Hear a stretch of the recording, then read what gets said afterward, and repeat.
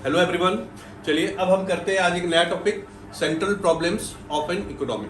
ठीक है, हमने पिछले वीडियोस में और पिछली क्लासेस में ये जाना कि हर देश की इकोनॉमी को स्कैर्सिटी फेस करनी पड़ती है। हाँ, और एक आपको इंटरेस्टिंग बात बताऊं, चाहे इंडियन इकोनॉमी हो, चाहे चाइनीज इकोनॉमी हो, जापानीज हो या अमेरिकन इकोनॉमी हो, स्कैर्सिटी रिसोर्सेज की कमी सभी के पास है। चाहे एक गरीब आदमी हो, चाहे एक अमीर आदमी हो, कमी सबके पास है। ठीक है ना। अब एक मिडिल क्लास आदमी, मेरे जैसा मिडिल क्लास आदमी हमेशा ये सोचेगा कि डेली में 1000 रुपए कमाता हूँ तो मैं कम से कम डेली के लाख रुपए कमाऊँ। ठीक है ना। और टाटा बिरला अंबानी जो डेली के 1000 करोड़ कमाते हैं, वो ये सोचते होंगे कि हमें डेली के 5000 करोड़ कमाऊँ। ठीक है ना। तो कमी सबके पास है, बस कमी का जो क्वांटिटी है या जो एडिक्वेसी है या जो अमाउंट है वो सबका अलग अलग है। बात समझ में आ रही है। और ये अराइज होता है due to scarcity of resources. ठीक है ना। सो वर्ल्ड की कोई भी इकोनॉमी क्यों ना हो या कोई भी देश की इकोनॉमी क्यों ना हो, उसको ये स्कैर्सिटी फेस करनी पड़ती है। ठीक है ना। और जिसके चलते कुछ प्रॉब्लम्स के साथ या कुछ प्रॉब्लम्स उन्हें फेस करनी पड़ती है। उन्हीं प्रॉब्लम्स को हम लोग बोलते हैं central problems of an economy. आई बात समझ में? ठीक है ना। तो ध्यान रखिएगा, ये टॉपिक, इस पे बहुत बार क्वेश्चन आया हुआ है हमारे असम बोर्ड में। और सीबीएसई बोर्ड में क्या करता है, कोई एक पॉइंट उठा के पूछ लेता है, discuss the problem of what to produce, how to produce. ठीक है ना। और पिछले 2 साल से हमारे असम बोर्ड में भी इस पे एकदम सीबीएसई के पीछे चल रहा है। ठीक है ना। तो व्हाट टू प्रोड्यूस डिस्कस करो, ठीक है ना, हाउ टू प्रोड्यूस डिस्कस करो, for whom to produce discuss करो, ये सब क्वेश्चन पूछने लगा है। ठीक है ना। तो मैं तीनों को समझा रहा हूँ। अब यहाँ से कुछ भी क्वेश्चन आपसे पूछा जा सकता है। ठीक है ना। जनरली पहले 2 से ज्यादा क्वेश्चन आया हमारे असम बोर्ड में। ठीक है ना। और सीबीएसई में भी आया, और ये 2 नंबर वाला ज्यादा इंपॉर्टेंट। ठीक है। तो चलिए हम डिस्कस करेंगे इस पे। तो पहला है व्हाट टू प्रोड्यूस। सो हर देश की इकोनॉमी के सामने पहली प्रॉब्लम ये अराइज होती है कि वो क्या प्रोड्यूस करे और कितनी क्वांटिटी में करे। ठीक है ना। What to produce and in what quantities. ठीक है ना। तो अब सबसे बड़ा इश्यू आ गया ना, क्या प्रोडक्शन करे हमारे देश की इकोनॉमी। अब इंडिया इतना बड़ा देश है, क्या करें हम प्रोडक्शन, एक चिंता का विषय है। ठीक है ना। तो यहाँ पर अब प्रोड्यूसर लोग क्या करते हैं, डिमांड एनालिसिस करते हैं कि बाजार में या हमारी इकोनॉमी में कंज्यूमर क्या डिमांड कर रहा है। ठीक है ना। अगर कंज्यूमर गुड्स की ज़्यादा डिमांड हो रही है, अब आप बोलेंगे सर कंज्यूमर गुड्स क्या होते हैं। कंज्यूमर गुड्स वो होते हैं जो हम डे टू डे लाइफ में अपनी इच्छाओं को पूरा करने के लिए जिन गुड्स का इस्तेमाल करते हैं, वो हमारे कंज्यूमर गुड्स हैं। लाइक पेन, पेंसिल, क्या बोलूँ मैं, बुक। अब डे टू डे लाइफ में जो अपने आप घर में सारी चीज़ें यूज़ करते हैं, वो सारे के सारे कंज्यूमर गुड्स हैं। ठीक है ना।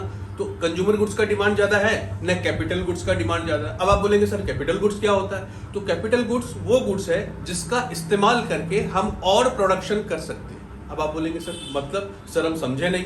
तो इसका मतलब ये है मशीनरी, मशीन।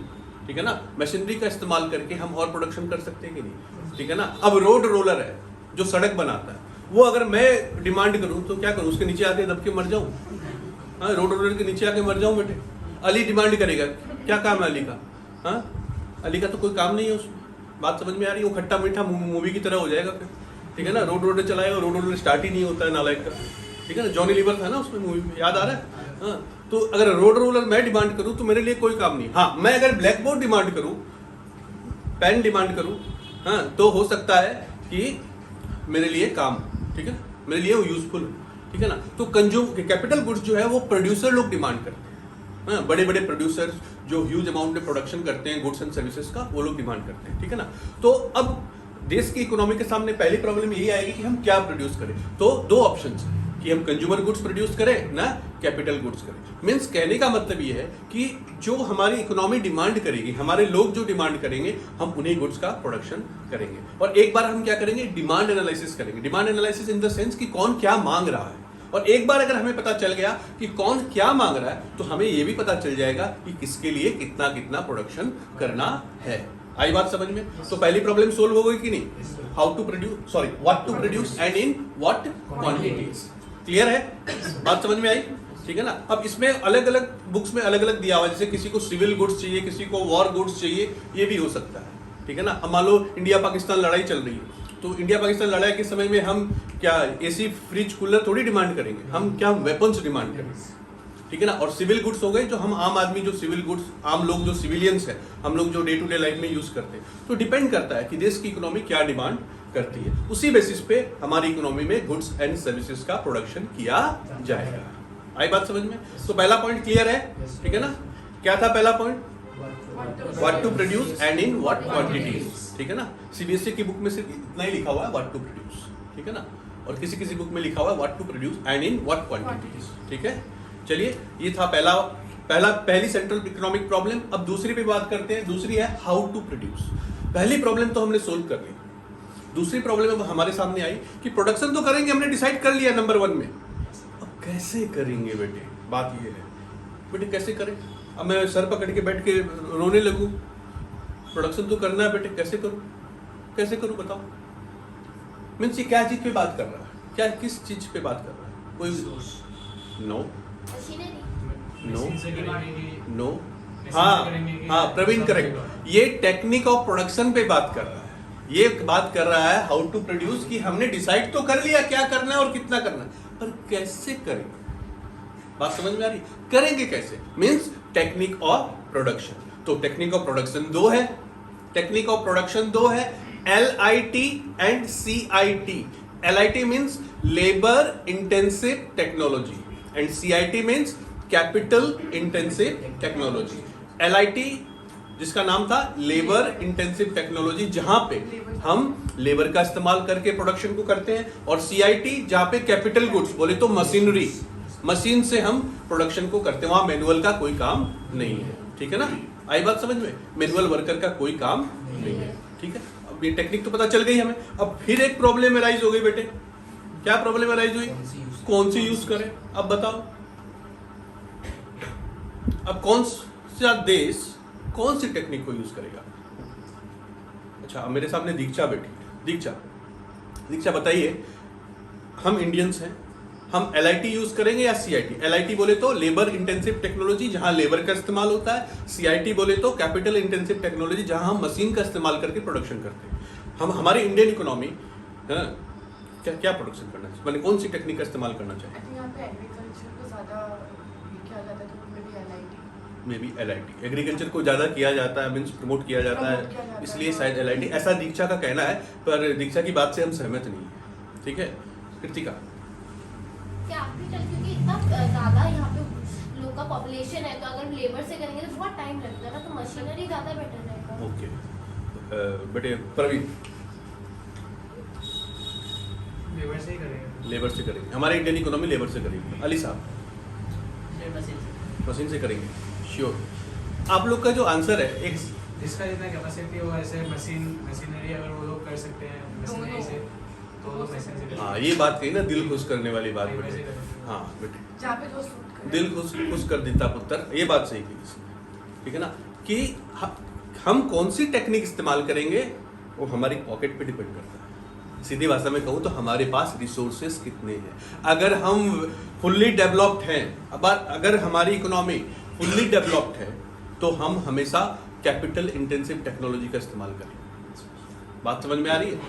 हमारी इकोनॉमी फुल्ली डेवलप्ड मीन्स हमारे पास रिसोर्सेस की कमी नहीं है। सो जो इकोनॉमी फुल्ली वेल डेवलप्ड है, वो हमेशा कैपिटल इंटेंसिव टेक्नोलॉजी का इस्तेमाल करके ही प्रोडक्शन करेगी। बात समझ में आ रही है? और जो डेवलपिंग है या अंडर डेवलप्ड है, इंडिया अभी भी डेवलपिंग स्टेज में है, ध्यान रखिएगा, इंडिया फुल्ली डेवलप नहीं हुआ, ठीक है ना? हालांकि डेवलपमेंट वर्क काफी चल रहा है 2014 के बाद से, ठीक है ना? तो लेकिन फिर भी हम अभी डेवलपिंग स्टेज में है। सो अंडर डेवलप्ड इकोनॉमी हो गई या अंडर डेवलप्ड जो भी कंट्रीज हैं, और या फिर हमारी डेवलपिंग इकोनॉमी लाइक इंडिया, वो हमेशा लेबर इंटेंसिव टेक्नोलॉजी का इस्तेमाल करेगी, क्योंकि यहाँ पर लेबर चीप रेट में मिल जाते हैं। मशीन में आपको करोड़ों रुपए इन्वेस्ट करने पड़ेंगे, और लेबर आपको दिन का ज्यादा से ज्यादा 1000 रुपए भी दोगे ना। दिन का अगर 1000 रुपए भी दो तो आप काम करने के लिए तैयार बैठा है लेबर। तो अगर 30 लेबर लगाना हो तो 30,000 रुपए, अब कौन 1 करोड़ रुपए की मशीन लगाएगा? 30 दिन के लिए रख लिया, काम हो गया, उसको हटा दिया, ऐसे टाइप में चल रहा है। सो जहां पे रिसोर्सेज की कमी है, प्लस इंडिया में अनएम्प्लॉयमेंट ज्यादा है और वेज रेट भी कम है, तो फिर भी अनएम्प्लॉयमेंट ज्यादा होने के कारण लेबर्स इजीली चीप रेट्स पे अवेलेबल हमारे यहाँ हो जाते हैं। पर इसका मेन कारण ये नहीं है कि लेबर्स अवेलेबल, मेन कारण ये है कि हमारे पास रिसोर्सेज की कमी है, because we are in a developing stage, ठीक है ना? हम अभी भी डेवलपिंग स्टेज में हैं। बात समझ में आ रही है? जिसके चलते हम कह सकते हैं कि हमारी इंडियन इकोनॉमी क्या करेगी? लेबर इंटेंसिव टेक्नोलॉजी का इस्तेमाल करेगी। बात समझ में आ रही है? क्लियर? तो पॉइंट नंबर 2 भी क्लियर। आखिरी पॉइंट हम ये डिस्कस कर लेते हैं, ठीक है? फिर आया फॉर होम टू प्रोड्यूस। अच्छा, इस पॉइंट पे जरा ध्यान दीजिएगा, बच्चे थोड़े से कंफ्यूज होते हैं। क्या कंफ्यूजन होता है? बोला सर आपने तो पहले डिसाइड कर ही लिया था क्या प्रोडक्शन करना है, कितना करना है, क्या प्रोडक्शन करना है, कितना करना है, ठीक है ना। लेकिन ये है कि फॉर हुम टू प्रोड्यूस, किसके लिए, ठीक है ना, किसके लिए प्रोडक्शन करना है।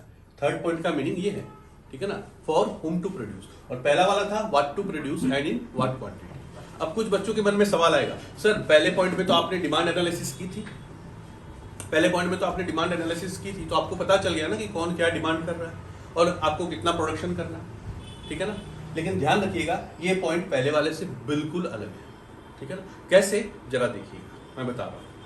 हम वापस अली साहब का बर्थडे वाला एग्जाम्पल ही लेते हैं, ठीक है ना। अब अली बोलेगा सर मेरा बर्थडे क्या हो गया, कोई पाप हो गया जैसे, क्या बोलते हो अली?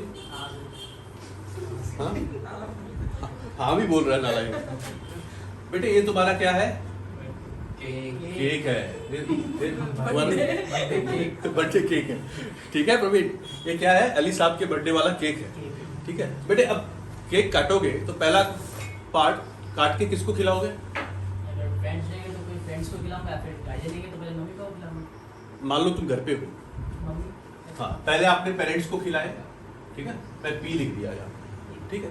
ये एक हिस्सा गया पेरेंट्स के पास, दूसरा हिस्सा फ्रेंड्स, फ्रेंड्स, और एक और हिस्सा, अच्छा एक हिस्सा तुम खुद खाओगे, सेल्फ, ठीक, हाँ चलिए कोई नहीं, ठीक है, ये खुद खा ले, खुद को भी तो खाना है, हाँ तो मैं फिर मेरा क्या होगा? हाँ वही तो, सबको खिला दोगे तुम क्या खाओगे, बात तो सही है। अब देख रहे हो आप इस एग्जाम्पल में, इस केक में 3 हिस्से हुए हैं, ठीक है ना।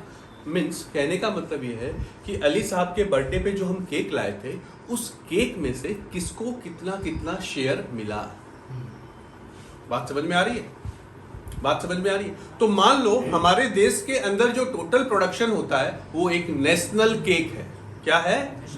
National cake. हमारे देश के अंदर जो टोटल प्रोडक्शन हुआ वो क्या है? एक प्रकार का नेशनल केक है। तो उस नेशनल केक में किसको क्या क्या शेयर मिला, ठीक है। अब प्रॉब्लम ये आई कि किसको क्या क्या शेयर मिला कैसे पता चलेगा, ठीक है ना। वो डिपेंड करता है उनकी पेइंग कैपेसिटी पे, आपकी पेइंग कैपेसिटी पे, कि किसको कितना शेयर मिलेगा टोटल प्रोडक्शन में, ठीक है ना।